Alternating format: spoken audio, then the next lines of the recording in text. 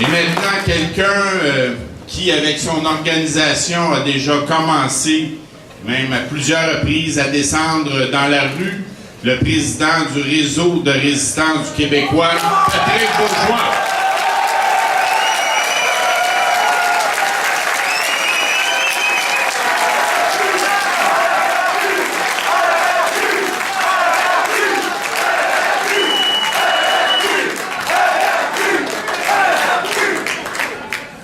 Par rapport à la loi 104, par rapport à la loi 101, par rapport à la situation linguistique, on a des intellectuels qui font des analyses béton, on a des spécialistes de la chose.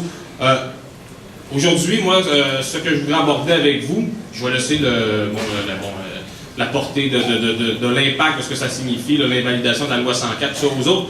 Moi, ce que je veux surtout vous dire, c'est que, évidemment, bon, la mort de la loi 104, c'est d'une certaine façon la mort de la loi 101, c'est à plus ou moins brève échéance aussi la mort de notre peuple, et on ne peut pas laisser faire ça.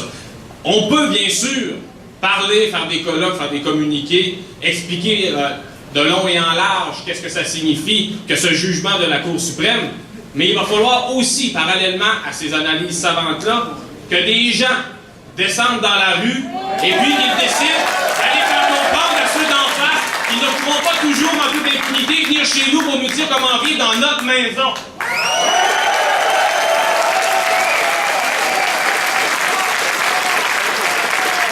On va leur faire comprendre qu'au Québec, les seuls qui vont décider des politiques linguistiques, ce sont les Québécois, c'est nous. C'est très certainement pas les fédéraux et puis leurs institutions illégitimes parce qu'ils brandissent une constitution qui nous a été imposée en 1982, que jamais aucun de nos gouvernements n'a signé. Et toute une question qu'on écoute ces gens-là et on va leur faire comprendre de différentes façons qu'on va encore une fois gagner. Parce que oui, mes amis, oui, la victoire est possible.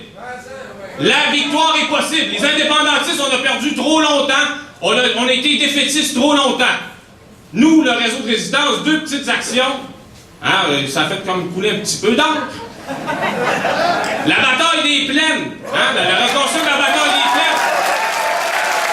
Appuyé que nous étions dans les indépendantistes et par une majorité de Québécois, on a fait plier des genoux les fédéraux, ils sont rentrés dans leur terre, la queue entre les jambes. Cette semaine, la semaine dernière plutôt, un prince voulait venir déambuler au Québec, il pensait qu'on était, on le laisserait faire, qu'on était heureux de le voir. Aucunement! On est allé dans la rue. Des jeunes, des vieux, des femmes, des hommes ont fait preuve d'un courage admirable. Radio-Canada nous a fait croire que tout s'était bien déroulé, mais ils ont été matraqués. C'était une manifestation pacifique et ils ont matraqué à tort et à travers parce qu'ils ne veulent pas que les Québécois descendent dans la rue, parce que lorsque nous sommes dans la rue, nous leur faisons peur. Alors retournons-y.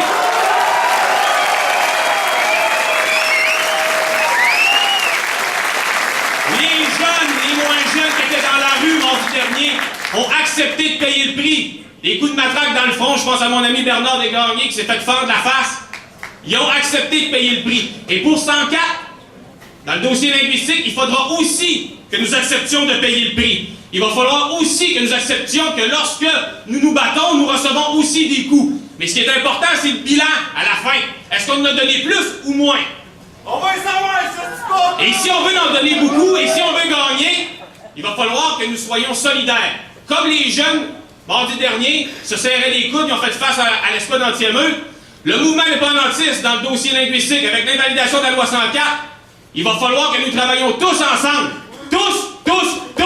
C'est fini d'ostraciser les militants parce qu'ils font des actions qui plaisent un petit peu moins à certaines personnes. Ce soir, puis là, je suis tout le temps baveux, puis je me permets de l'être encore. C'est inadmissible que Gilles Duceppe boude dans son coin parce que nous sommes ici du réseau. Gilles Duceppe, il va falloir qu'il arrête de bouder et qu'il vienne travailler avec nous autres. S'il ne veut pas travailler avec l'ensemble du mouvement indépendantiste, il n'est pas à sa place dans le mouvement indépendantiste.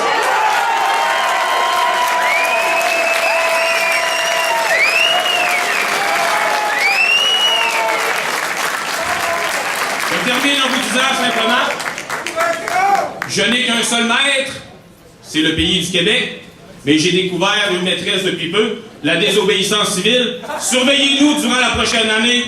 Ils gagneront pas dans le dossier de la loi 104. Nous vaincrons!